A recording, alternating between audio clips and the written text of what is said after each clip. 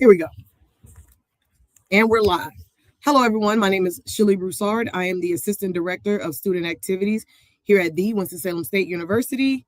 Tonight, we're doing a series that we use every year to kick off Black History Month, and it's called The Miseducation of. It's in a tribute to Carter G. Woodson, who is the creator and founder of Black History Month. He's also a member of Omega Psi Phi. So as we introduce the panelists, just know that I always make sure that we have representation on our panel in the memory of Carter G. Woodson. Our subject tonight is Our Voice, Our Vote, Our Future. The panelists that we have are alum of different universities, and they will speak from aspects of where they are in the world currently. Some of the subjects that we will touch on will be government, mental health, education, social media, and music. So without further ado, I'm going to bring up my moderator for the evening, Mr. Marquis Crews. How are you doing? Wait a minute, let me unmute you. Oh, there we go. Can you hear me now? Yes. Hey, how you doing? Doing good. Thank you so much for considering being a part of this for the second year. We have a lot of fun through these conversations, mainly because we have to find a way to kind of smile through the pain. And I think a lot of what we will speak about, or you all will speak on tonight, touches on what we're dealing with in the world. And I know there will be some serious times, but there's one person in particular that will be on the panel. I know he's going to give a lot of history and background on some things. So I'm excited about this conversation. The one thing I got to touch on right now, how did you feel about Super Bowl last night? Yeah, it was great. Hey, I enjoyed the Bad Bunny performance. It was I couldn't understand it, but fortunately I had a friend that was Cuban, so he was translating some of the words. As the show was happening, he's translating. He was filling us in on some of the points and some of the history behind some of the things. So it was nice.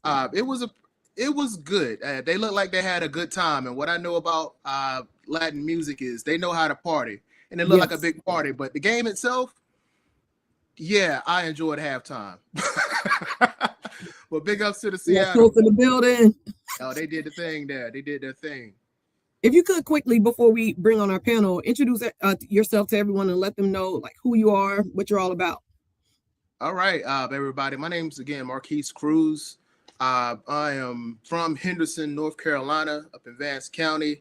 I did undergrad at Fayetteville State University and did my master's degree in public administration from North Carolina Central. I currently work with the state in the Office of State Budget Management in their Pandemic Recovery Office, doing some grants management for federal pandemic funds that came to help the state rebound from the pandemic. On the side, I do a part of an organization called Groove Social Fellowship Incorporated. It's been a big help in me developing as a young man. And then I'm also a part of an organization called Black Jedi Zulu, which is a social organization based here in the Triangle area, but we have members all around, and we just go out and protect the arts and just do the best we can to support communities and just use what we got to make the world a better place and get people smiling and get people grooving together. That's what I'm talking about. Real quick, as you can see, if you are on and you drop a comment either on the WSSU Facebook page, or if you happen to be following my personal YouTube and also WSSU YouTube page. So YouTube for WSSU, myself, and then Facebook for WSSU. If you drop some comments, want to say hello, Makai, one of my former students. Hey, bud, I'll drop that. And if you have any questions that you'd like to ask of the panel, drop those as well, and we'll make sure to get them up on the screen. So without further ado, I'm going to continue to introduce our panel. I think I told you one order, but I'm just going to go with who I see on. Richard, I'm going to bring you on up. Let me get this going. How you doing? How's it going? Good afternoon, everybody. So thanks for having me on tonight. My name is Richard Watkins. I am from Henderson, North Carolina. I got the chance to meet my my brother there, Marquis. I didn't know he was from Henderson too as well, but we got a chance to chat for a little bit and found that we had some things in common as far as for our hometown. I graduated from Winston-Salem State University as well. I'm currently working with Forsyth Tech Community College as the coordinator of counseling and services there.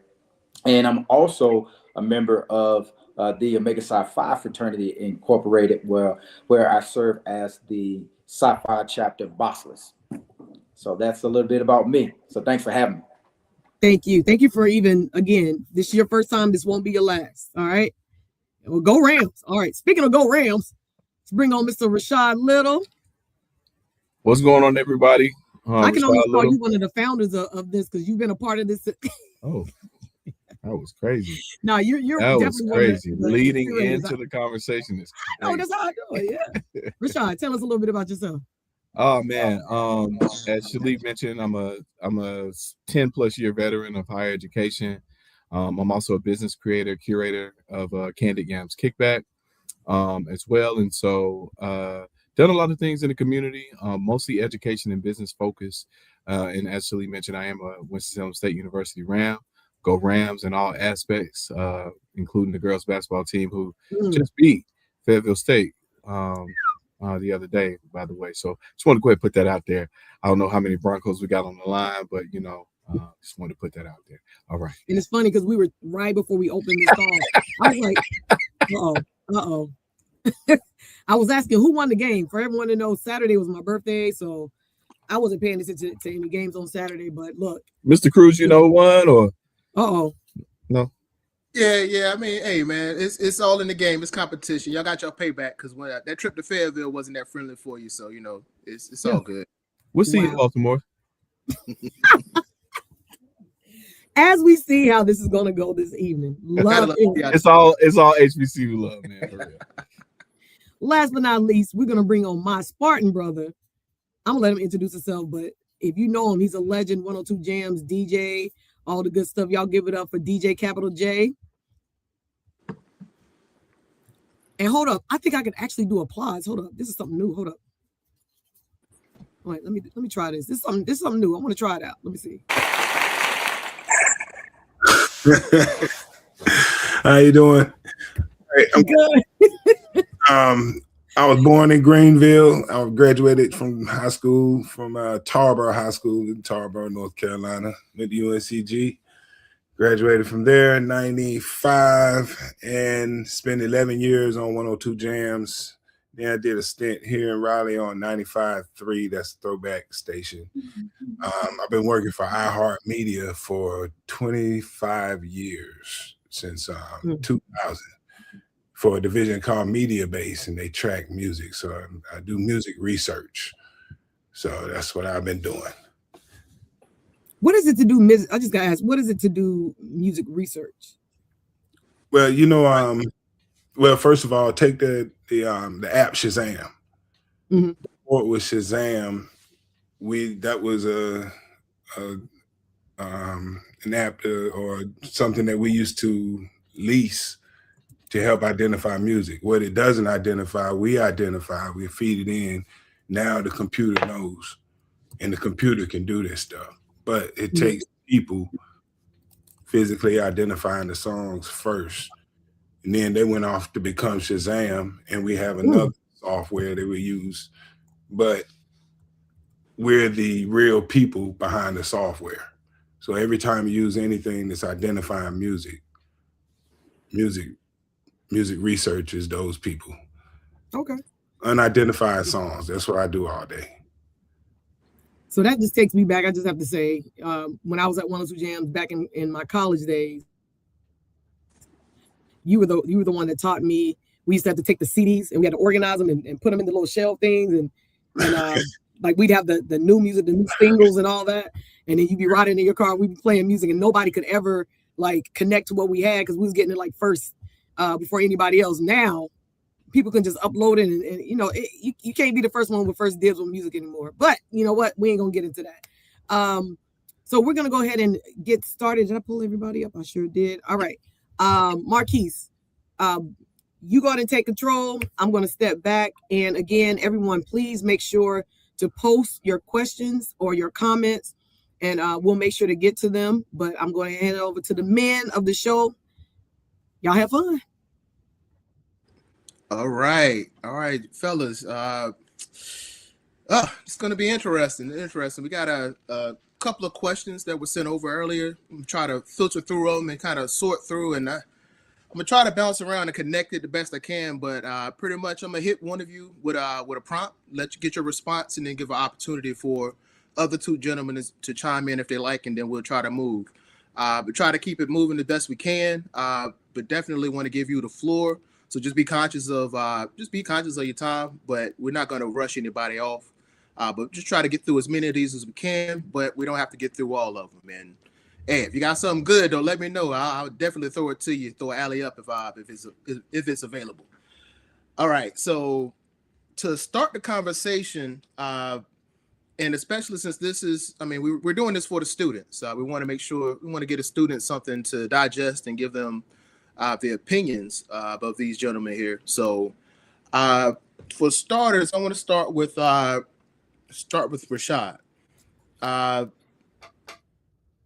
Here's a question. How does social media shape the way young people understand political and social issues? So it could shape in two ways, right? It's good for informing, like it'll give you every possible analogy, right? But then, I think that offline could help them identify, the history behind those decisions, right? Because as we all know, history does nothing but repeat itself. But with social media, you also have to be cognizant of the fact that people have agendas, right? And they will put up a left or right wing agenda for you. And so the thing is, the negative thing about that is that when you're finding out information, if you've trained your algorithm to look at, certain videos, it will give you those videos, right? Which could then cloud your perception of what your world, your inner world is seeing, right? So then, where it could impact you if you're not seeing that there are two sides to every story. There's this side, that side, or your side, right?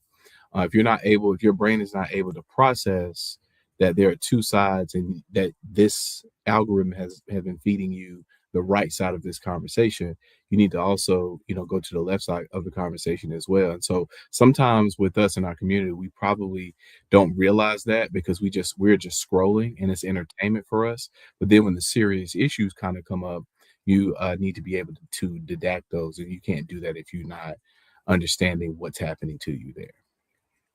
No, that's a good response. It actually made me think of a joke that when you think about sides of a story, instead of two sides, it's three sides. You got my side, your side, and the truth.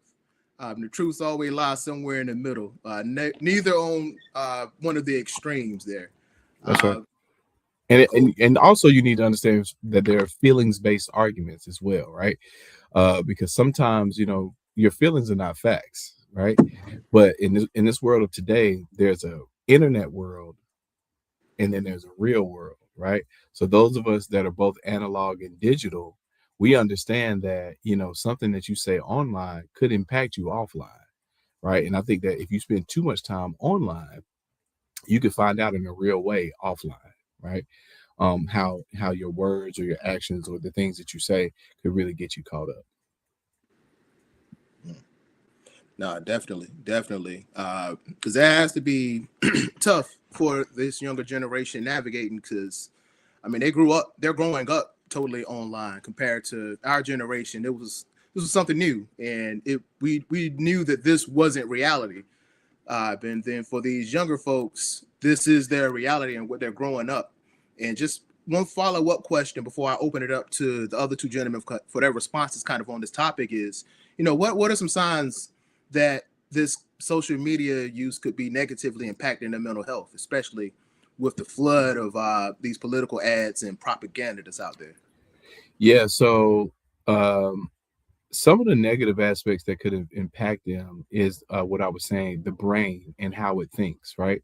Because, this is not a panel to discuss the delivery of K through 12 education in Are we okay? Y'all hear me? Yeah, I can hear you. Okay, good. This is not a panel to discuss. Richard said the screen went black. To discuss K through 12 education and how it's being delivered to our youth, but all of us know that there are some obvious holes in how information is distributed to students and how they process that information is very critical. The way it shows up is in an online forum where you're not able to see that this is your algorithm is feeding you different stories, different reels, different frames of thought for a reason, right? Based off of what and how you think, right?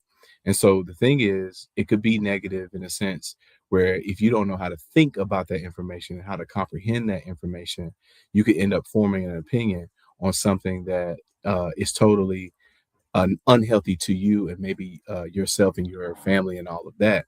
And again, this is where I was talking about offline and online. When you start voicing those opinions and views with your friends and or family, and they start telling you, man, go sit down somewhere, man, that's not realistic, it could be very difficult for you to kind of rebound. But then again, you just live and learn from that particular aspect. But that mental space, if you're not strong enough, you could think that the world is against you, and they're not against you, because difference in opinion is going to be a part of life, right? We may not agree on this panel tonight, but like if someone's not able to deal with that, because we also all of us look like we grew up in that generation where first place was first place, second place was second place, right? There's not a lot of trophy participation where everyone got a trophy, and in this generation where sometimes you get everybody gets a prize regardless of how you put in the effort. We know that sometimes the real world is not reflective of that. No, and one point of clarification, when you mention training the algorithm, can you kind of just define that a little bit so people understand what you mean with that one? Sure. So the things that you click on are connected to different mathematical bots, so to speak. So if you're clicking on houses, let's just say you're looking for a new house. If you're clicking on houses, it will continue to give you versions of houses that you've been looking for, because in the digital media marketing space, they follow us around the internet anyway, right? So that's why if you click on a marketing ad and then you go to another page, you see it in your email. Somebody might text you, somebody might call you, somebody might just show you ads for the next 4 or 5 days. So you kind of train your algorithm in what you've been looking for and what you're seeing, and it kind of gives you that information without you even thinking about it. And so to retrain it, you have to make sure that you're putting in things that are positive, things that kind of upbuild, so on and so forth, to retrain your algorithm, because it just learns the way that you want to watch information and gives that to you. Cool. Thank you for that clarification there. I was aware of it, when I want to make sure people understand that it's the way.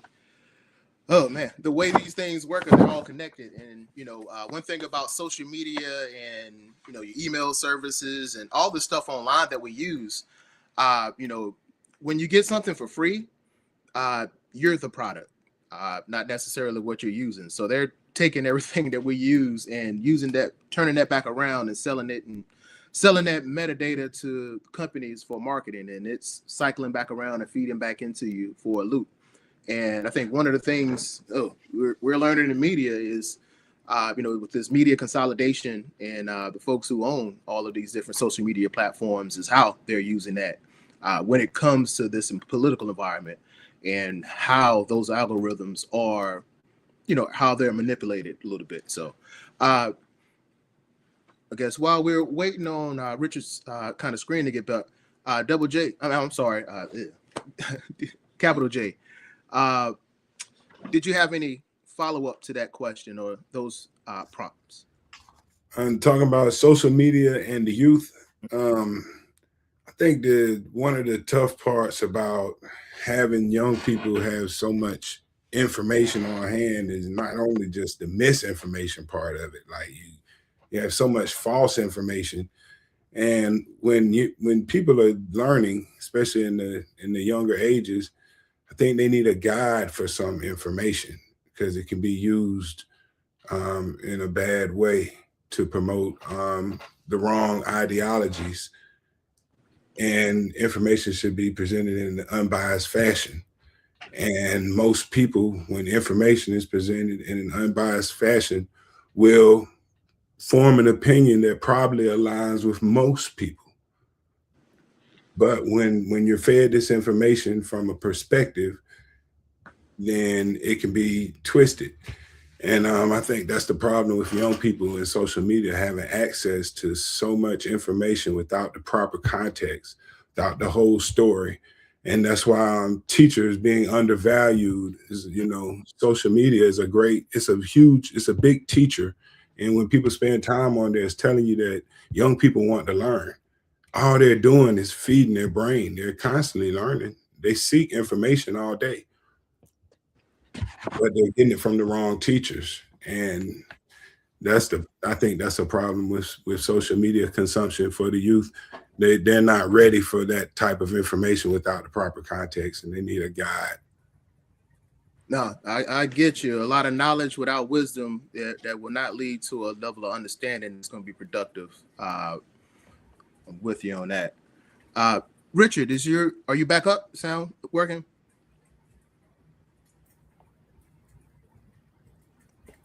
Can you hear me? Yeah. Got a little feedback there. Can you hear me now? There we go. All right. Sorry about that. No, you're good. I was trying to give you a little bit of time. There we go. Got feedback there. We'll give you a second on that one. We'll move to the next question here. Capital J. I got a good one for you because I want to hear your opinion on this one. Music historically reflected social unrest and political change. What are the similarities you see between like a Marvin Gaye's "What's Going On" and Childish Gambino's "This Is America"? I think first of all, the first thing that stands out is if Childish Gambino had come out with "This Is America," let's say 30 years ago, probably would have been a hit song. In the Black community, it was almost a no-brainer to make a song about the struggle we're going through, and it'll resonate with us, we'll support it, and it'll become a movement. It happened with "What's Going On," self-destruction, over and over again. Somebody makes a Black anthem, we support it, fight the power, whatever it is.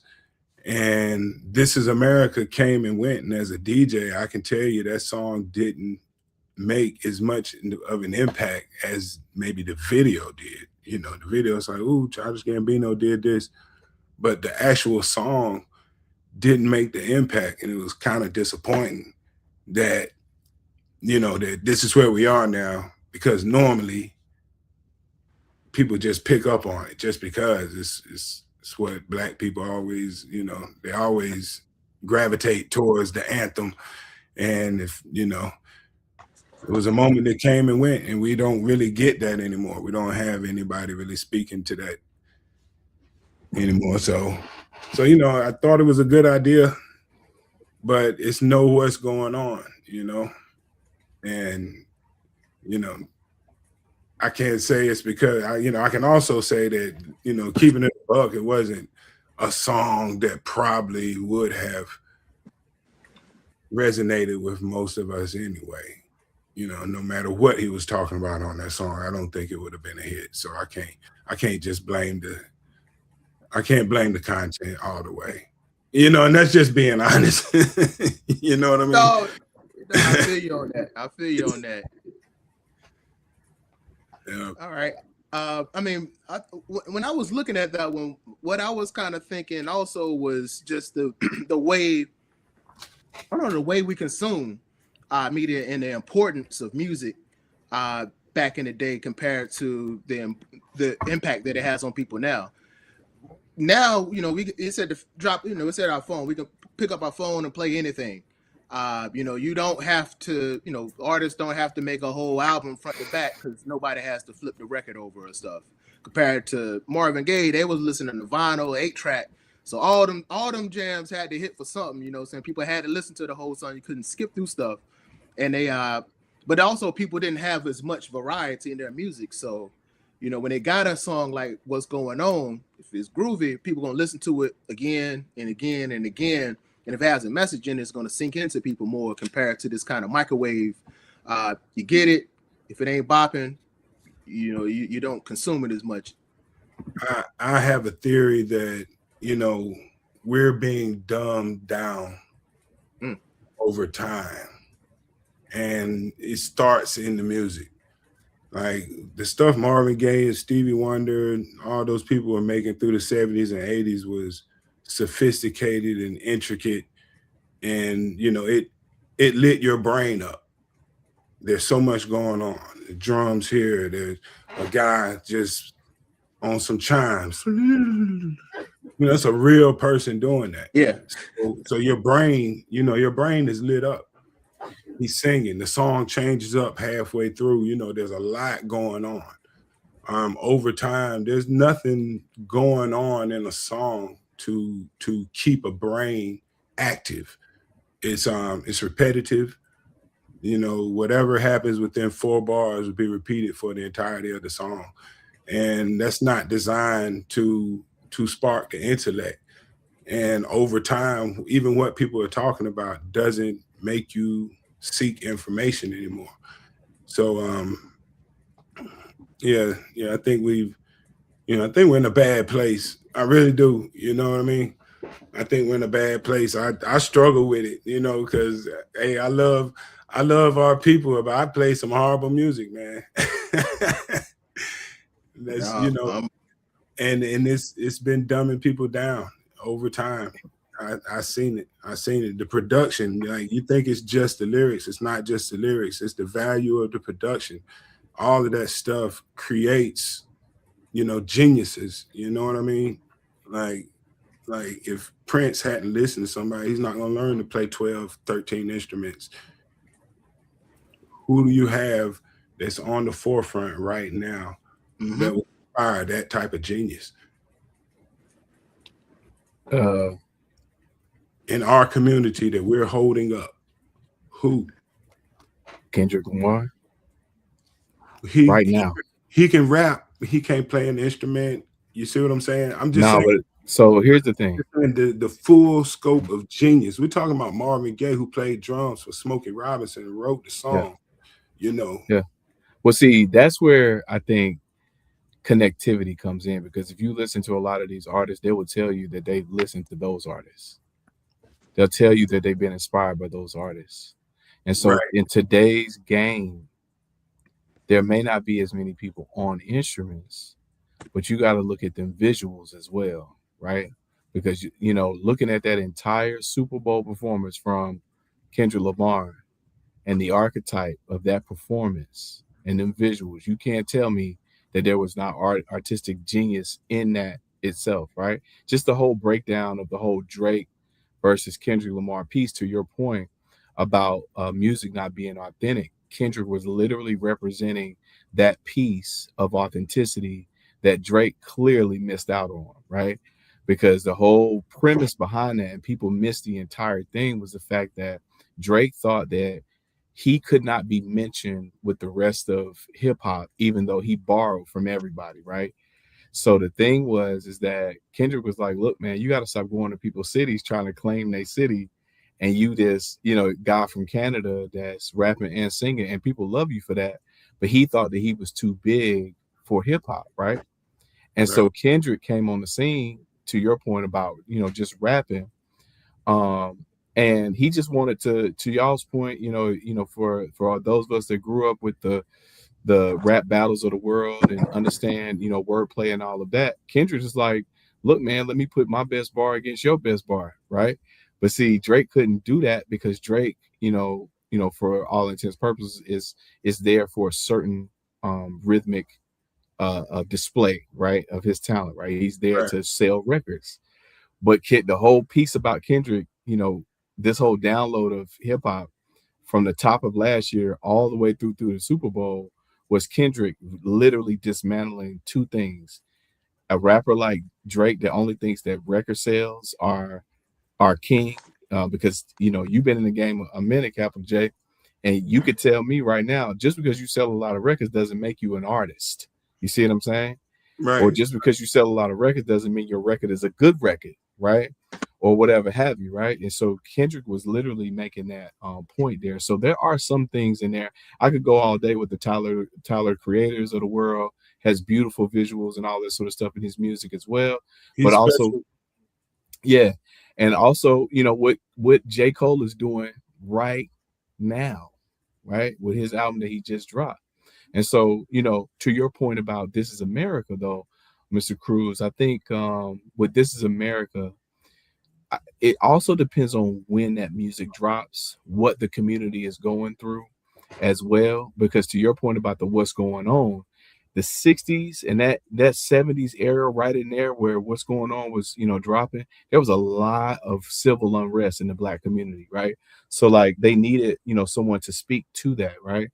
We've been going through civil unrest now too, but the thing is that civil unrest is being displayed in a noisy place, which is the internet, right? So when you see This Is America, how many times have they seen that image? How many times have they seen that story? So you get this thing in your brain where you get tired of looking at that image, and it may not go all the way.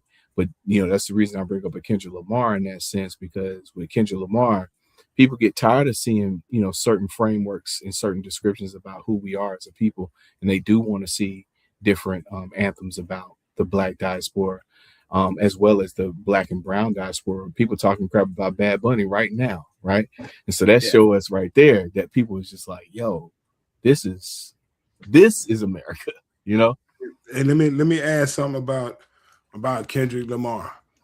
That also speaks to where we are right now. Kendrick Lamar, very popular. Everybody loves Kendrick Lamar. Back in the day when you had an artist and he became popular doing a certain thing, everybody did that thing. Where are the Kendrick Lamar copiers? Who else decided to take it to that level of art?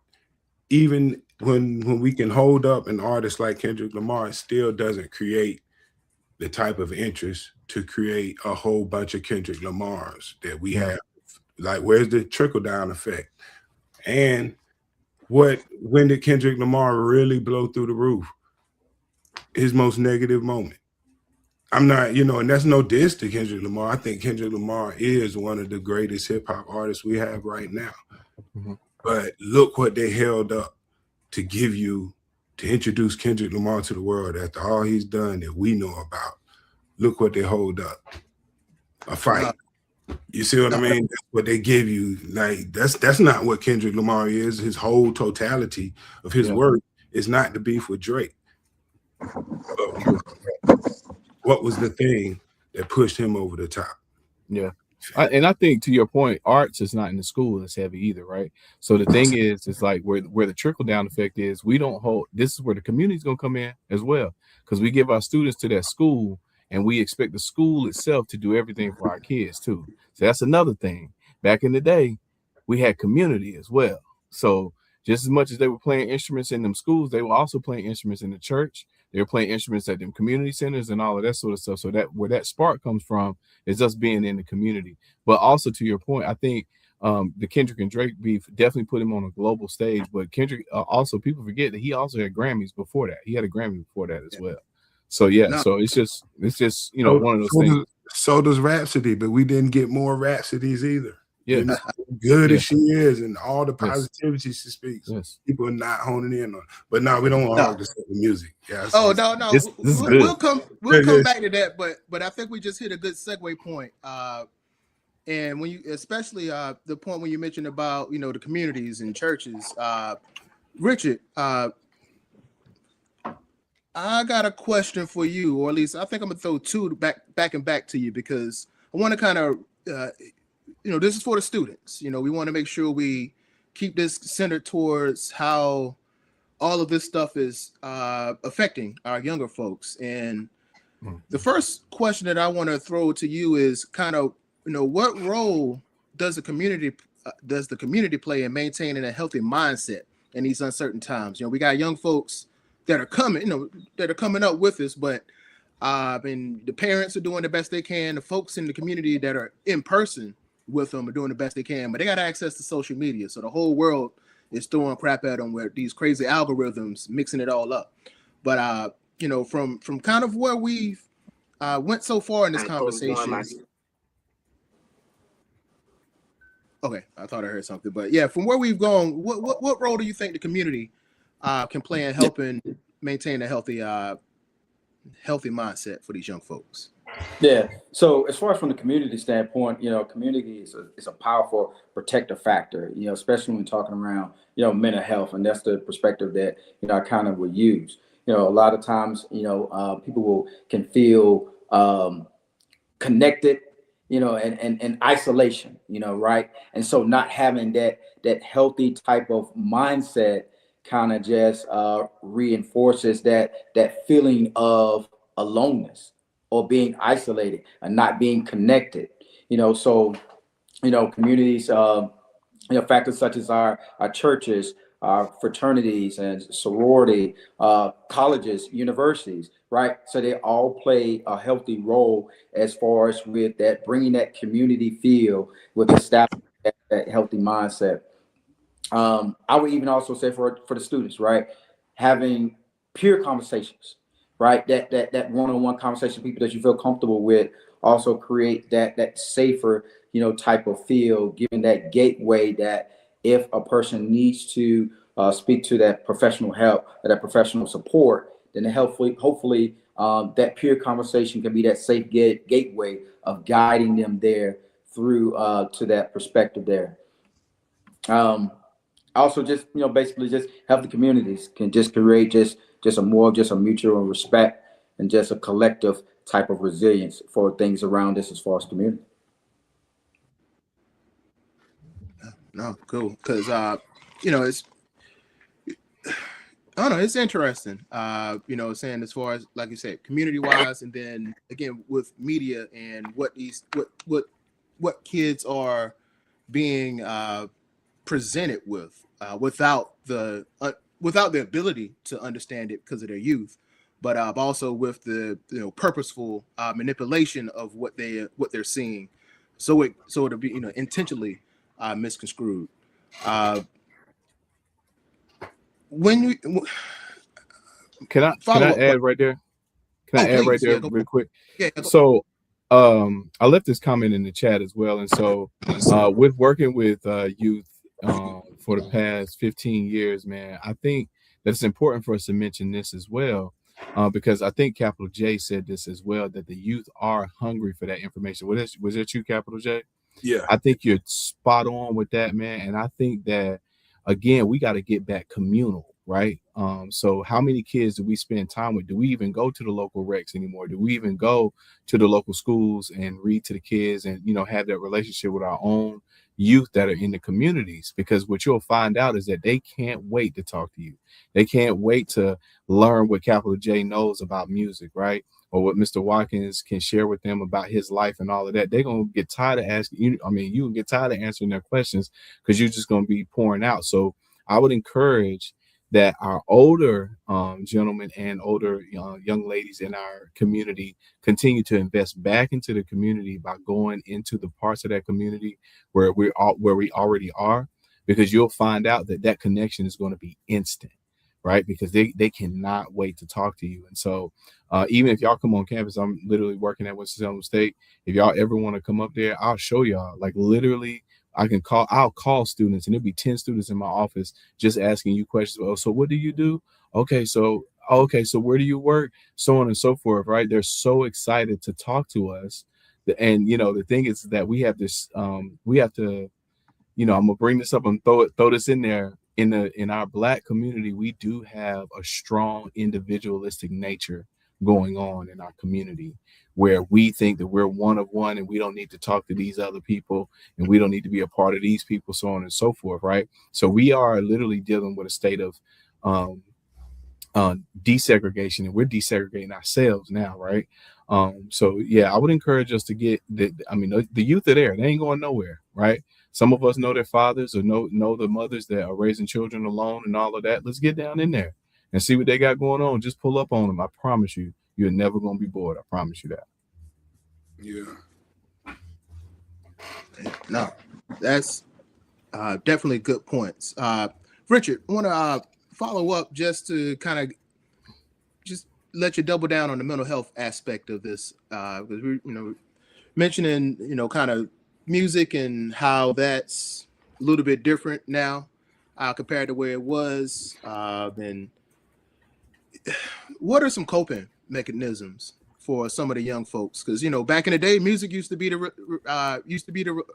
release. As Capital J said, that music. Back in the day, you put on the music and things, you start firing your mind and relax your body down when you put the record on, certain songs on. But what are some ways that young folks could help to try to maintain and not become overwhelmed from this flood of information, definitely the flood of negative information? Yeah. So, definitely, as far as those coping strategies that you just mentioned, first, just acknowledge the emotion itself. A lot of times people may feel overwhelmed, frustrated, angry, anxiety comes into play as far as with this right here. But all of those are valid responses to things that's going on, sometimes social injustice, or uncertainty too as well. But all those things are valid responses. But the first thing to do is just acknowledge those emotions there. Some of the other things that we can do too as well is maybe some grounding, techniques where we implement some type of mindfulness or slow breathing techniques, going out for a walk, just regulating those nervous systems, right, to kind of relieve some of those tensions. Because a lot of times that's one of the physical aspects that happens is you tend to tense up, right? So one of those constructive outlets, which you mentioned as far as music, music is definitely a constructive outlet as far as with just releasing, some of those emotions. Arts is there too as well, journaling, doing things like that. And again, that communication factor with, talking with somebody that you trust, again, whether that be a peer, an instructor, a mentor, even, your pastor or so, something like that, but somebody that you trust. That communication factor is as another outlet as far as that strategies for that. So I would also say setting boundaries for yourself. A lot of times, conversations like this can be, a lot, and it can cause, to you to be more reactive to the conversation instead of having a thoughtful type of conversation, if you will. So, sometimes you got to just learn how to just set boundaries from yourself, that if you feel, that your emotion, is getting you there within that conversation, set your boundaries for yourself and remove yourself, from that conversation. And again, also just reaching out for that professional help. These emotions, or processing these emotions, can be complex, at times. But the main thing is that, we want you to have that, that healthy, type of mindset, so that you can be, well informed and educated too as well, in this process. So just reaching out to that professional help, having those conversations, using those techniques, and just acknowledging the emotion that's there. Mr. Watkins, do you think that it'd be helpful to, and thank you for that. That was a beautiful description. We appreciate that. I have a question for you though. If I was a fifth grader, how would you explain to me what therapy is, what counseling is, what emotions are? That sort of thing. You don't have to answer that. That's a rhetorical question. But I say that to say that, when I was growing up, man, if I was expressing anger, that's the only thing I knew, is that I was mad, right? So like, I think that it would be cool to like have some, to your point about running your counseling center and all of that, getting a description of what, different types of emotions are, what trauma is, what type of traumas there are, right? Because once you start putting identity behind these things, showing some pictures, showing some videos, some reactions of what these terms mean, now you can have that language to maybe communicate how you're feeling, what you're feeling, what you're going to do with those feelings once you get them, and all of that. Because again, once they reach us at that college level, man, they've been, folk been blowing up, for 10, 15, 18 years at this point, right? So like that's what I mean about like really getting in that community, from that aspect of like from the counseling side or whatever have you, from the mental health side before you get to the professional, teaching them how to work through that at a youthful age, and again doing it in a fun way where they can learn that. So my question to you would be just, what's the best way to kind of get to the youth in your point of view to, get them to describe the feelings and emotions that they are having and how to navigate that? Yeah, and I would say it's just conversation, right? Just know that this is just a conversation between the two. There's no right or wrong answer, Right. as far as what we're sharing. But it starts about having not only just a conversation, but in an intentional type of conversation. So not only with youth, but for college students as well, right? When we have platforms, creating these dialogues or spaces like this for support and wellness, I think that being more intentional, with the conversation instead of having more of a debate type of, style, right? But hear from other people's perspective, learn from other people too as well, right? A lot of times, if we let youth drive the conversation and tell us as far as how they're feeling, we can get to the common ground as far as what we need to get to, as far as to establish a plan of care, right? But I think it starts with having things like that, start having small groups on campus, too as well, different type of workshops, reflections, type of circles or formats that you can have to just help normalize the conversation around things like this. And that may be the biggest thing there. It's just normalizing all this, right? Because it may seem that, where, you have all these stigmas that comes to play. If I feel this type of way, then I'm considered this, so maybe normalizing the conversation, letting them know that it's okay to feel this way. It's okay to express as far as how you're feeling. But as we're talking about this, let's create some we can allow you to process these emotions right here. Yeah, I think that's cool. Also, too, with Capital J, man, I was thinking about you and just the music part when you mentioned Marvin Gaye. I think that also frequency is real as well, right? So all of us, Yes. using music and mental health could be very powerful, because right now I can tell you a couple songs that I can play right now that'll get me to calm down. One of them is Stevie Wonder, As, right? I can literally, get my frequency to tune into something calmer when I'm going through something. So, have you ever used like music like that, Capital J, to Listen, like? man, I like if y'all got a second.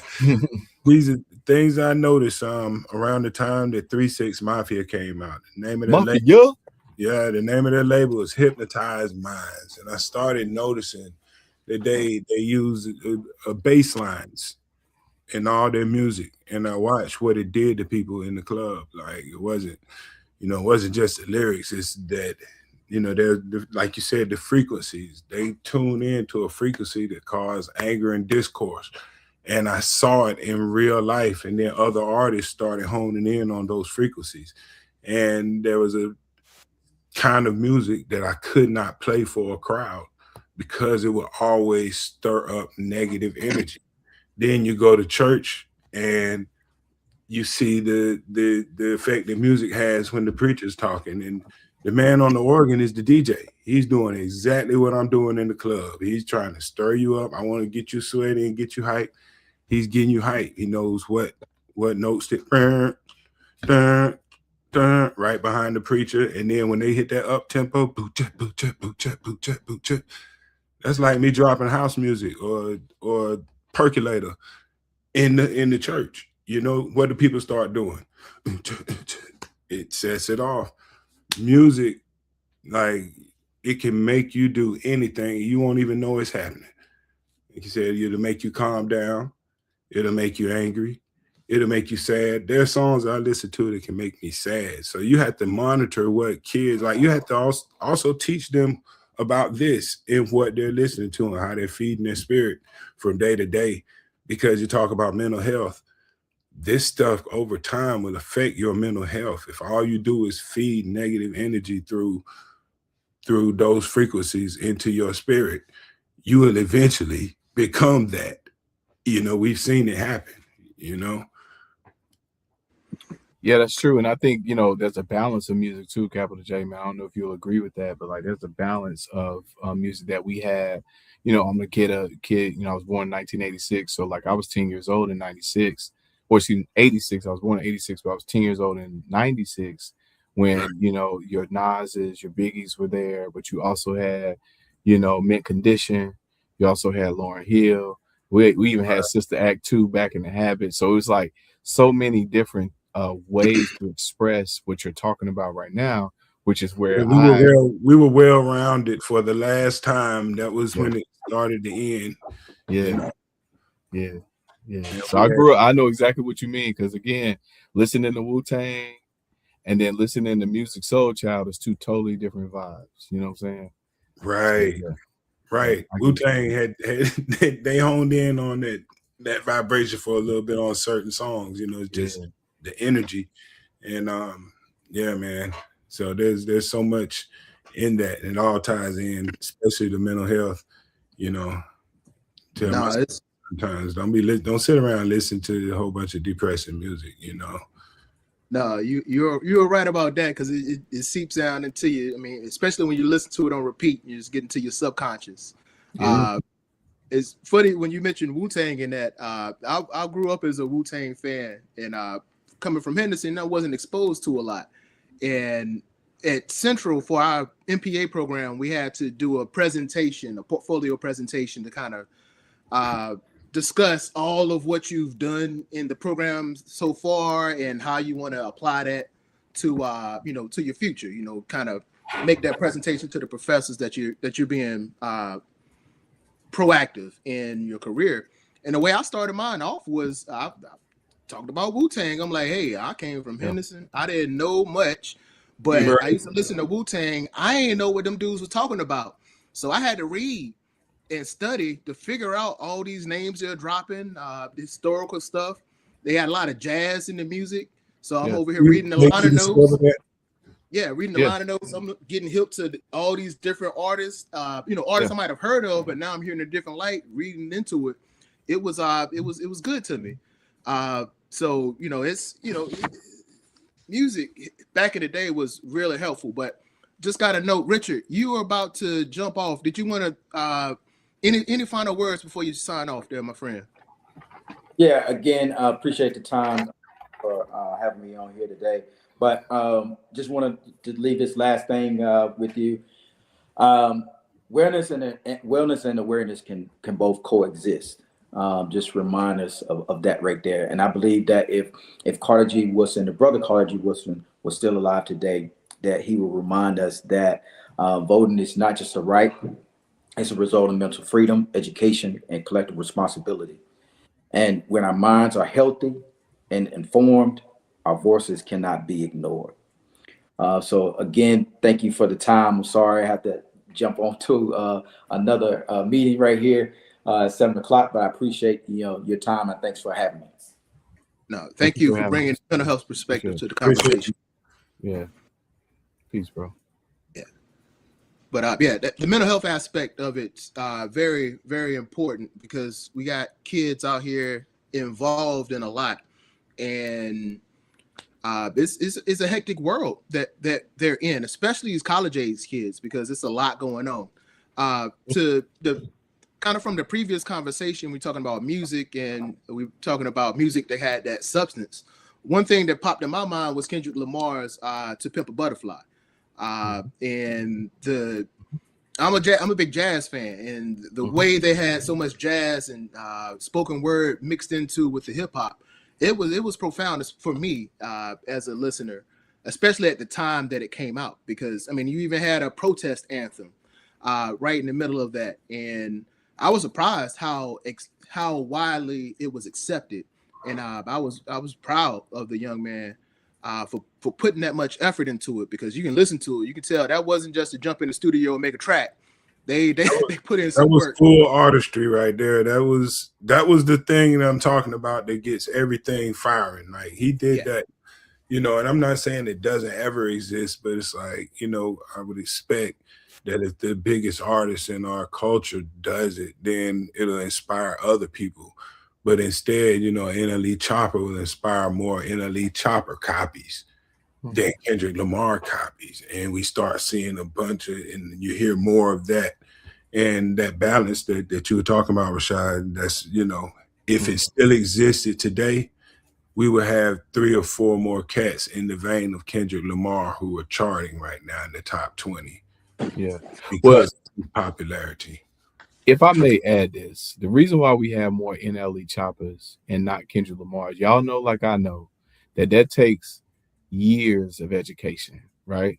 And years of downloading and going to a spiritual conscious place to produce that. Think about, you know, Nas, for instance, right? And what his name means, Nasir, right? All of that, like the etymology of words, right? Consciousness and all of that, right? It doesn't take consciousness to produce some records, right? It doesn't do that. You can just, you know, just make the record, right? But the thing is, y'all know, like I know, that it's popular that our K-12 system is only giving education in this particular way, right? And if you spend any amount of time around our youth, we would understand as a populace that all of us learn best by the cyclical nature of life, right? So reading, writing, arithmetic, astrology, science, music, all of those things have to be learned together. You see what I'm saying? So when you put them things together, which is the way we like to learn, despite what people think, when we learn like that, to your point, Mr. Cruz, you know, that jazz element and all of that, they need a capital J there to take them back to D'Angelo, right?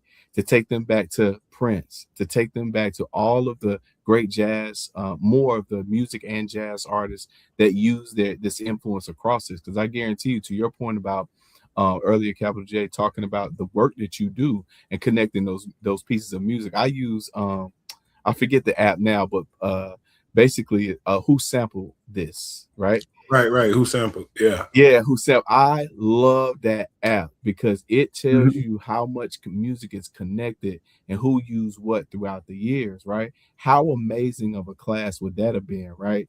To figure out that Villas, right, by Quincy Jones, was used by Casey and JoJo, right? And Get On Up, right? So that's kind of the cool connection that that's right. That's right. You can, you know, yeah, that's right. That's right. You know what I'm saying? So thinking about just that frequency alone, right? How you connected those dots, they are hungry for that. I'm telling y'all, they are hungry for that. So if you just pull it up, there's a sister online right now. This is the powerful piece about social media as well. There's a sister online right now that has a DJ in class. I don't know if you guys have seen her, but she has a whole DJ in class where she does nothing but teach them how to mix music. And she puts those that instruction up for people to see. You know, you were talking about the full circle of learning. As a DJ, I tell people all the time, like, you know, math is the basis for learning everything. Like, if you want to be good at anything, start with math. You know, the better you understand geometry, the better you understand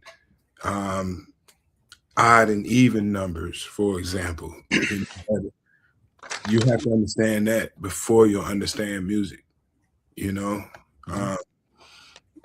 And when you put it all together, to become a good DJ, you're becoming a mathematician while you're doing it. So when she's teaching people how to mix, you know, well, you're only going to drop it on the, you know, on a 4 count, 8 count, 16 count, or 32 count, 64 count, you know, and then you automatically notice, okay, it's going 4 to 16 to 32. You're counting constantly. And as you do that, you're working a part of your brain that, you know, that needs exercise. And it's not going to get exercise with AI doing everything for you. And that's why, you know, we're being dumbed down. We're not going to be able to think for ourselves before long because our brains aren't getting exercise. No, that's a good point. That's a doggone good point. And that actually makes me think of one of the questions that they have, I guess, that was put in here, like when you're thinking about elections. And, you know, one of the things that I was, that I was thinking is, you know, we tell people to vote and get them to vote, then people be like, oh, why am I voting? It doesn't mean anything. But, you know, one thing about voting is, you know, elections have consequences. And one of the consequences of a lot of the elections we've had is, you know, people being put in places, especially in charge of the budgets of school systems and in charge of the curriculum making. As you can see now, I mean, in a lot of places, they've taken music out of schools. So a lot of kids, you know, back when you're in elementary school, that was just part. I mean, back in the 80s, you know, we thought it was just fun playing around, but you used to get, you know, somebody would come around and bring the little congas and have everybody play around and teach them a little basic stuff, or, you know, have robust band programs in middle school and feed it into high school and stuff. So kids were getting exposed to that and having opportunities for that. And now it's defunded from that early age. But one thing I've learned, I was a band kid in high school, and I played at I marched at Fayetteville State, was, man, that opened my brain up, because like you said, you have to count. I mean, you're doing time. I mean, in marching band, you playing, you got to follow, you got to play the music, got to know the music, know the key and all that kind of stuff. You're marching, so your steps got to be on point, especially doing field shows. So you're doing 8 to 5s, and you got to be able to hit the right space without even looking, because you might hit somebody. And then, you know, also you're looking at the person beside you, you're looking at the drum major in front of you, the band director. You know, it makes your brain, it trains your brain and gives it so much exercise. That's helped me out as much as anything, that and sports. But yeah, a lot of kids don't have that opportunity now, not because they didn't choose to, because the opportunity is not presented to them, or not given to them, because it doesn't have that direct effect, or at least they use that economic thing of it doesn't have a direct effect on them. But I really think that lack of music education is something that could benefit kids. But again, that's the benefit of, or that's the purpose of voting and participating in the political system in your area, is so that you can make sure that initiatives that you think are beneficial to the children are actually invested in. And you have some folks who are like-minded, who think the same way or respect the same values that you have, in control of the budgets of those kind of programs that affect you and your family and your community and generations. Yeah. But the next question I had, just kind of wanted to kind of think about, you know, again, thinking about how this stuff is affecting college students, the students over there at Winston-Salem. There's a lot of stuff going on, like I mentioned, especially out in the streets. You know, we mentioned social media and how that's affecting. We got all this stuff, you know, elections have consequences. You got ICE everywhere. You got them taking over cities. You got a crazy amount of protests. You know, they were protesting the administration. Now they're protesting, you know, ICE and these deportations and the way that's being handled. Capital J, when we're talking to students, we know the importance of music, but you know, how can these students critically engage with music beyond the entertainment aspect of it and recognize the cultural side of their messaging? The cultural side of the messaging, well, in today's music, you mean? Yeah. Ooh. For today's student, I don't know, like we were talking earlier. Okay, we know that students are seeking information, and we're not the monolith that people try to paint us to be. So I think, you know, there's plenty available. I think today, to interpret what's going on right now for today's student, man, they have to get out there first and find a community that's like-minded. And, you know, that takes work when this type of music isn't the main thing. So for them to be able to activate their community, it's going to take work for them, because it's not pushed out there. So So the first thing is, you know, somebody's gonna have to organize, you know, people who are into the kind of music that creates social movement have to organize, seek each other out, and form a group. That goes back to the social structure that we talked about. Then action starts, but they need to connect first. So, you know, as a student right now, if I wanted to connect with that type of that part of the, you know, I'm going to find, you know, today that starts on the internet. Back in the day, that started by actually going to some place where they would physically gather.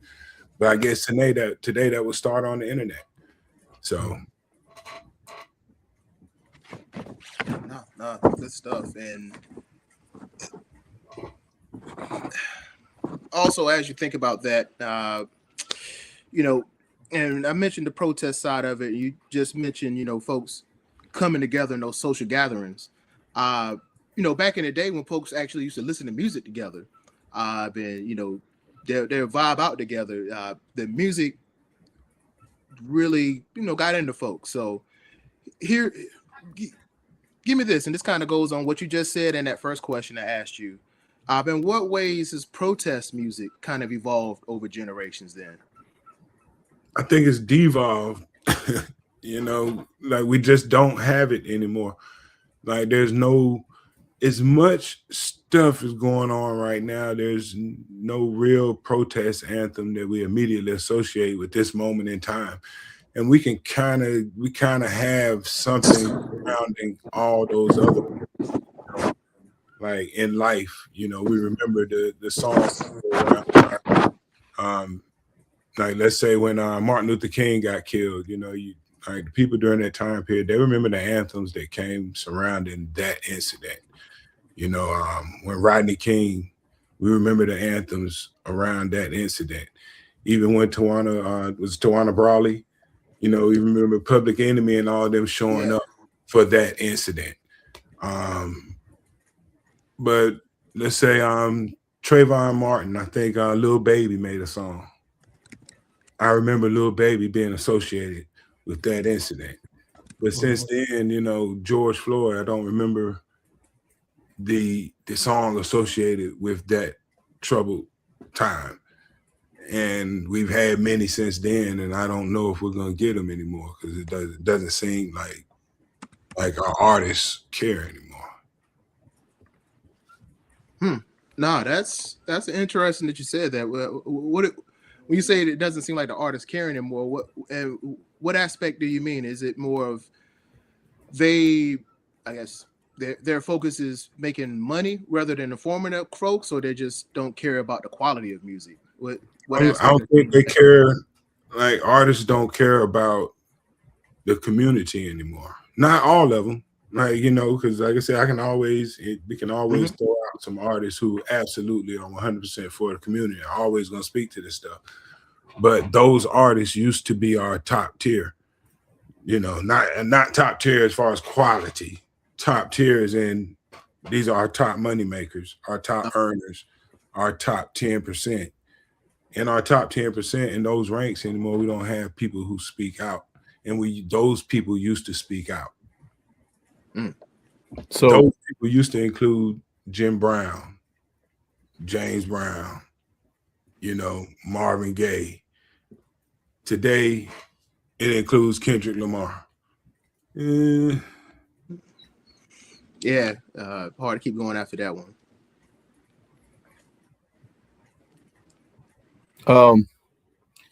I like to say there's a couple of things going on right here, right?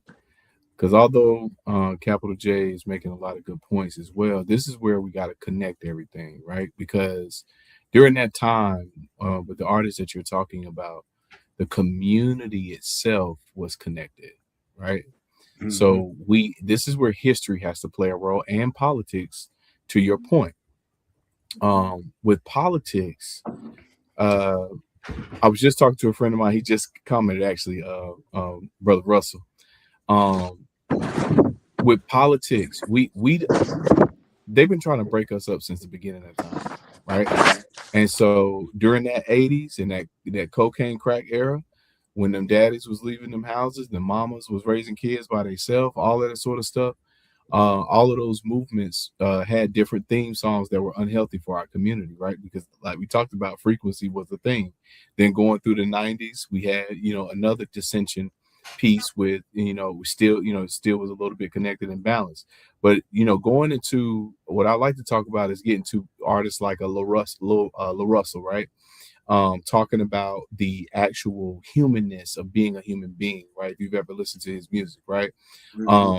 Dude's literally throwing concerts in his backyard with his community of all colors, classes, and creeds, right? To educate people on just being a human being. He's relatable. Artists, yeah, relatable. And so, and then also I want to talk about a Nipsey Hussle, God rest his soul, right? Nipsey Hussle literally encouraged people to read, encouraged people to move away from gang culture. Literally was the day before he died, he had a meeting that week with the police, the Bloods and the Crips in LA to talk about the humanness of his art form and all of that, right? So I'm not combating this piece. I just want to connect that piece with you that I think in today's time, they're seeing the fakeness of these systems, right? America is not what America said they were going to be on paper, to be quite honest with you. So when you're talking about how those messages were there, the community was already there, right? Because we had already, people had already had likened backgrounds, right? But now when you get that dissension between the 80s and the 90s and the early 2000s, you need different things to help us connect back together. So the music is important, but education is important as well. But again, when you get artists like a Nipsey Hussle and you get into literally, breaking down his lyrics and understanding that he was literally breaking the system down in his lyrics, right? Those sorts of things inspire other artists to do different things, right? So you got this interesting space where, to your point, where it may start on the internet.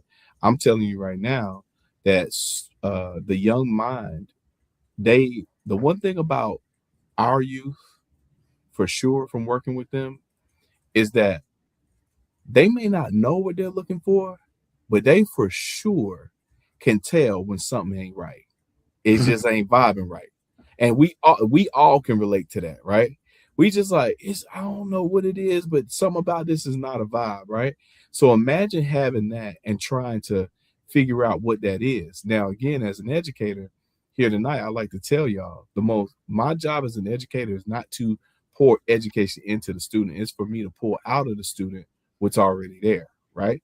So the most powerful thing that you can do for human beings at this aspect is show them something fake, right? And then watch their curious mind activate and then look for the knowledge that they're seeking, right? Because once they do that, now it's our job right here to be there to educate them, because they seek it. I'm telling you, they are seeking that knowledge right now. As we're having this talk right now, they're like, what's up? I thought something was, gone awry. Is that why political messaging is a thing? Is that why Rodney King went through all of that? Is that why Trayvon Martin went through that? They're going to connect those dots because we're in the age of truth. We're in the age of Aries right now, right? So being able to kind of connect them dots and help them do that, we got to be there for that, right? But in order to do that, we need to understand what what questions they're asking, and being unafraid to answer those questions as well. And this is from 25 to 225, right? We got to be able to, answer all of those and connect those things. So to your point, Brother Capital J, I think that those messages are powerful, but they need to be connected all the way down the line.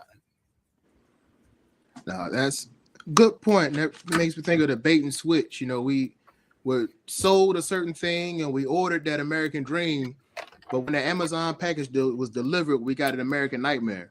So it was like, oh man, hold up, this ain't what I wanted. But Rashad, just kind of build on what you were saying. I had one question in mind, but you kind of answered that in your comments a second ago. But how can students and young folks balance staying informed online while protecting their emotional well-being?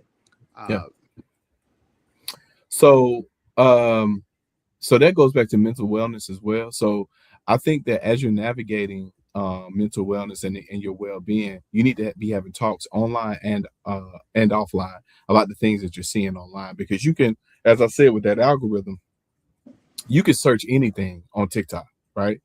Hashtag this, phrase this, phrase that, right? So you're able to kind of tune that and that algorithm to what you want it to be. But in order to be informed about it, you need to learn both sides, right? Why does this exist? Literally ask your brain, why does this exist? How did this point of view come about? What are they actually talking about versus how I feel, right? And then taking this to your friends offline, to Capital J's point, where the movement was outside and it was online. Go and get with your friends and say, hey, y'all, I saw this online today. Hey, what do y'all think about this? Right. And you'll start to, kind of have that mind melt of students getting together, kind of talking about these issues, because you're going to do it anyway. Right. We do that now in group chats. We do that now in DMs. We do all of that now. But then I actually getting together with people and just having these conversations at parties, having these conversations just on a random Saturday around a barbecue or something like that. It's how you get that done, because we're still communal people. It's just we have to do it in a different way. It just looks different. But I'm telling you, let something go kind of crazy, and we're gonna be looking at each other like, "Hey, man, you saw that, right?" And we're gonna be like, "Oh, that's kind of crazy." And then somebody that is one of our elders might say, "Hey, man, this is same stuff, different channel," right? And we're like, "Well, what you mean by that?" Right? And then they educate us, because the one thing about young people that they make the mistake of this thought process right here. They think that they're the first people in this day and time that have ever gone through these things in this day and time, right? But if we're not there to educate them, to tell them, hey, dog, the lights was on before y'all got here, right?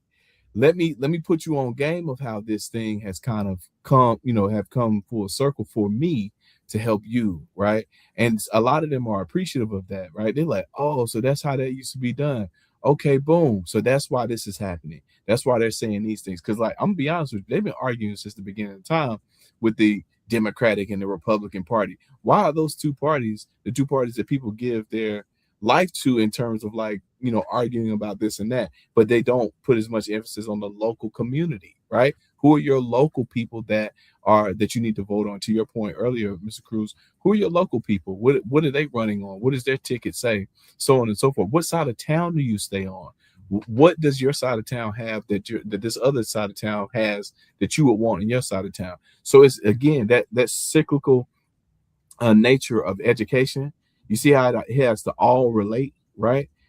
Because to get the tools and stuff that we need in our communities, we need to be educated fully about why everything connects and how we can do that. So for to land this plane here, I would say that in order to figure out what you need to be searching online, you also need to understand that is directly connected to how you're going to feel about it. And protecting your well-being is being educated about what you're looking at and being able to talk about both sides without fully engaging all the time in an emotion. No, that was fantastic. And while we still have a little bit more time for a good, robust and response, Capital J, I want to throw this one to you. Kind of the same question as far as balance wise. And I like to hear your opinion on how can young folks kind of find a balance while listening to music and getting into I think we're in a good place today for balance, because as much as we complain about how things are marketed, streaming has made it so that you can really just kind of seek out what you want. Music used to be more of a shared experience. Like, hit songs were shared differently, but today one group can totally miss a hit song because they don't pay attention to the medium that it's a hit on. And so today they have better options to find what they're looking for. Like, I have my youngest son, he listens to stuff from the 70s, 80s, and 90s just because it's available to him. He's not constantly sitting around listening to the radio the way that we were, so he's not fed a diet of a certain type of music. You feel me? So today I think kids they have an advantage being able to listen to so much that I think it's a new thing though. This is something that's new. It wasn't like this 10, 15 years ago. So I think we'll start to see that they're not going to be stuck on one thing. The variety's coming back that we were used to. And kids are able to find what they like and get right on it, you know. And as far as but I haven't seen a pattern towards, you know, towards today's youth looking for a particular type of education inside of the music, you know. But I do see them seeking out the full spectrum of sound that we enjoyed back in the day. So, and I think that now they can have it whenever they want it. So they're not waiting to be fed anything anymore, and that's a good thing. No, that's cool. That kind of made me think. I don't know how this relates, but I remember back when I was coming up in the late 90s, man, the DJs used to play everything. You know what I'm saying? They're gonna hit you with a you know, you're gonna have your New York set, they're gonna have a Dirty South set, they're gonna have a reggae set, they're gonna have a house set up in there. You know, you go in the party, get a look at everything. And you know, I don't know, it made you connected. I think music was regional. I think I heard an article talking about how allowing local radio stations to be bought out by bigger corporations, to where it kind of hurt regional artists from being able to come up in their local networks, and they had to everything had to be mainstream compared to back in the day.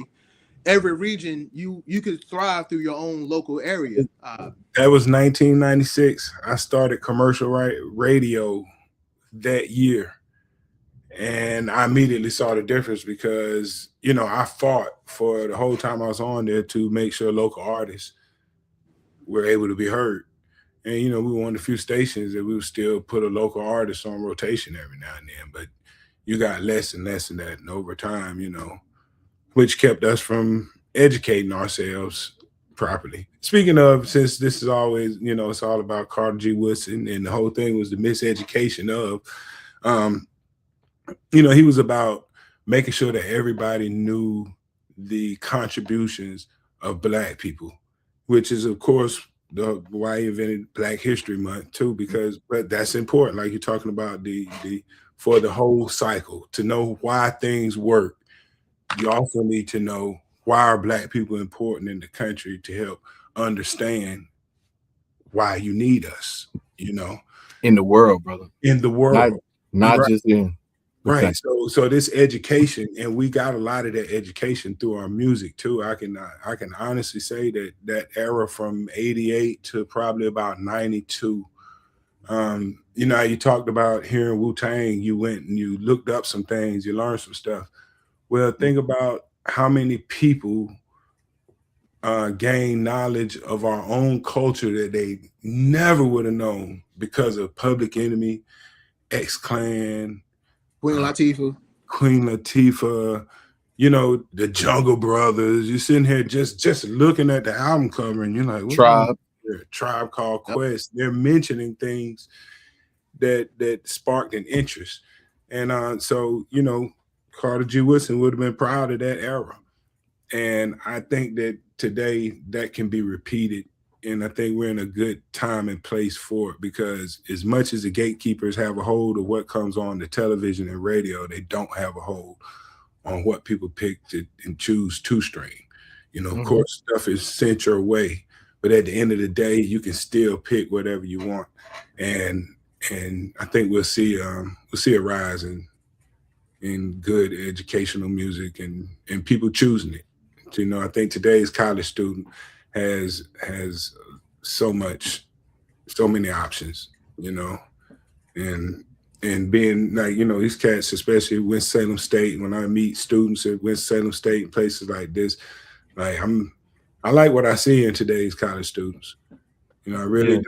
You know, I coach AAU. I had the 2024 class since they were in about the 6th grade, and I'm coaching these guys. I'm watching them. You know, you talk about emotional health. I've seen, you know, where they were emotionally vulnerable, but I watch these people in college now, and I'm it's not as bad as what the media makes us appear to be.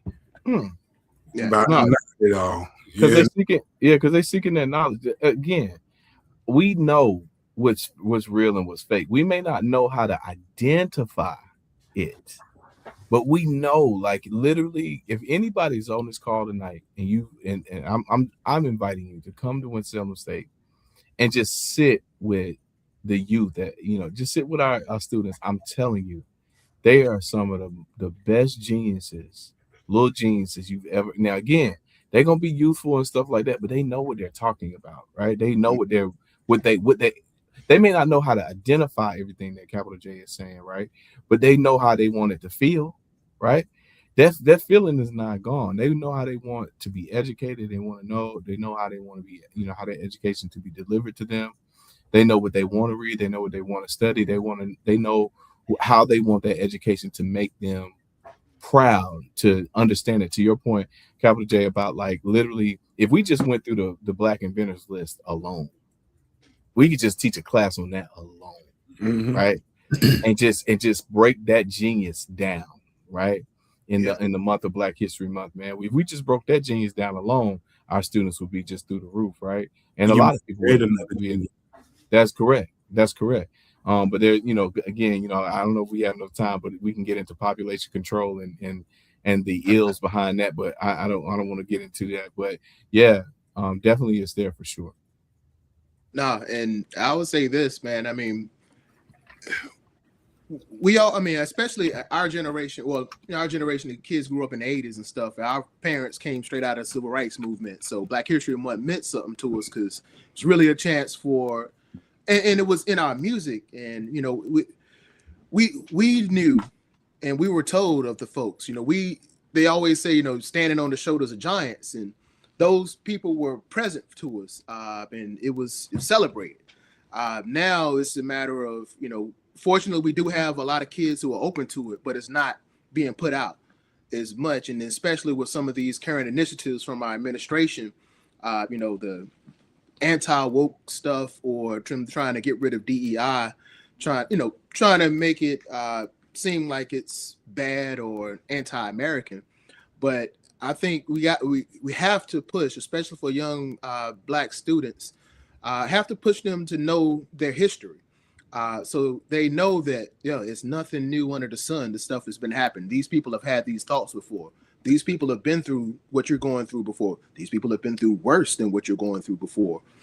And also the people who went through stuff so that you don't have to go through stuff, so that they have that perspective in mind, so it can calm them down, because that idea of they're alone and that these things are special and there are no answers and they can't get through it.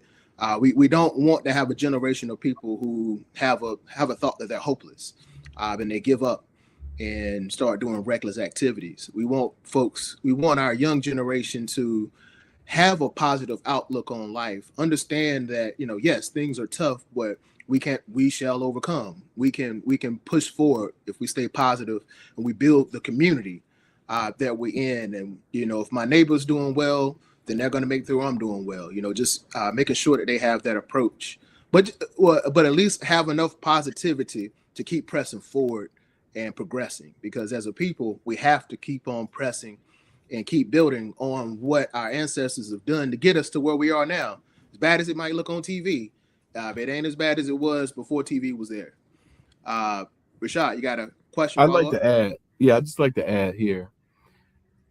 I always talk to my students about this because it's something that I learned along my journey, and I'm going to share it here today. There's always going to be resistance, right? Resistance is there, so it'll know how you show up, right? So positivity is there, and negativity is going to be there, right? But if we start looking at, the hard times in life as like our life dojo in a sense, right? Where literally it's showing up to teach us more about ourselves and how we need to deliver that information, right? Because from pressure makes diamonds, right? So the thing is, like, when you're under pressure, what is the creativity that needs to happen from there? Because to all of our point on here, if we've listened to any type of music or any type of watch any film or people overcoming different things, all of that's been a part of that story the entire time, right? You can watch any documentary to know that, right? So I would encourage young people as well to write down those challenges that you have in your life, right? Because to your point, nothing's new under the sun. But at the same time, when you start writing down them challenges, there's nobody on planet Earth that hasn't had that challenge and overcame it, right? And somebody has written a song about it. Somebody's written a book about it. Somebody's written a TV show about it, so on and so forth. And so if they did it and can get over it, you can get over it as well. So start looking at challenges and problems as a way to present yourself in a different light, and in overcoming it, because what you become during that process, you will never be again, So looking at yourself, to say, well, you know what, I want to come out on the other side of this better, then I got to go through this particular challenge, right? That great comments, and I guess we're pushing towards the time supposed to end around 7:30. We're a little bit past it, but I grew up in a Baptist church, so the clock, it's not as important. But Rashad, that was a good point. Capital J, I want to give you opportunity if you got any other last thoughts before we do wrap up. Anything you want to put a bow on? Well, I want to say more than anything, for today's college students, if any are listening, it's so important to take seriously what your elders are teaching you, because it only takes a generation for you to fall for the same tricks that 2 generations we fell for. And that's sad, it should take 4 or 5 generations, because we should be spreading the knowledge. We fought for voting rights in the 60s, and here it is 80 years later, 60 years later, and we're about, could literally lose voting rights, so we're not teaching the next generation about the struggle. That's why, certain drugs come back, like heroin. We knew about heroin because our parents' generation had to deal with heroin. So we didn't do heroin. We didn't teach our kids about heroin. Now we have an opioid epidemic for the next generation, just 1 generation later. So history is so important, and everything that's going on right now, like, people fought for these rights in the civil rights movement, and they taught us, and our kids literally don't know who Martin Luther King is, some of them. And I'm not lying. I taught high school for a second, and this was in 1997. And some kids did not know who Martin Luther King was. They thought he was a freed slave. So that lets you know how bad 1 generation can drop the ball. Yeah. Luther King is not ancient history. We're not talking about Jesus Christ.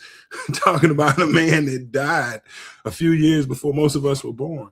So, we can't lose that history, or we'll be susceptible to repeating everything. So my parting words are: pay attention to history so that you'll understand what's coming your way, and you can avoid these traps. Bam. No, that'll lead to the last thing I had to say. I get to work with I get to work with young guys on a regular basis recently, and it's beautiful, because seeing those minds develop and them taking the little jewels you can drop on them and do stuff with it actively.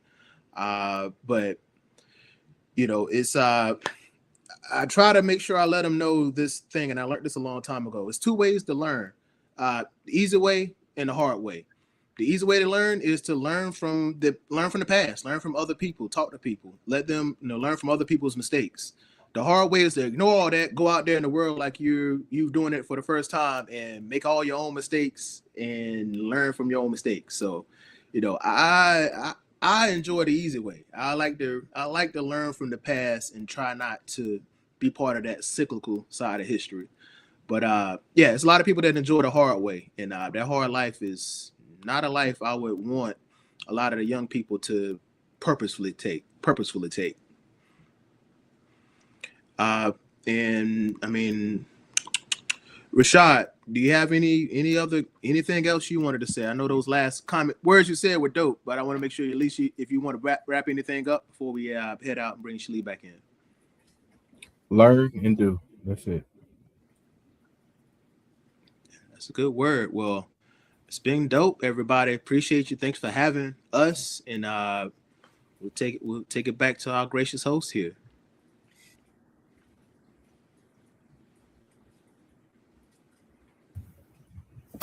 Y'all can hear me, right? Got you, man. Okay, bet. All right. So it's funny, as you're wrapping up, and everyone's giving their last words, there were many times where, you know how like you're on a group chat or like you're on FaceTime and you're on mute and you want to come in and be like, yeah, or like, you want to like comment, and I had to keep like I've been talking to my screen this whole time. I appreciate all of the knowledge and the wisdom that you all have poured into this. I'll say this every time I do this, and I know Rashad hears me say this all the time. I'm like, man, we got to find a way to do this again. And in actuality, I want to find a way to do this more. I don't have my date in front of me. Shoot. But if everyone is on here, just keep tight. We are going to have our Ladies First program, which will happen in March. I think it's March. I'm not going to do that. Just look out. I'll be dropping that. Shaw, what you bopping to? Ladies First. Ooh.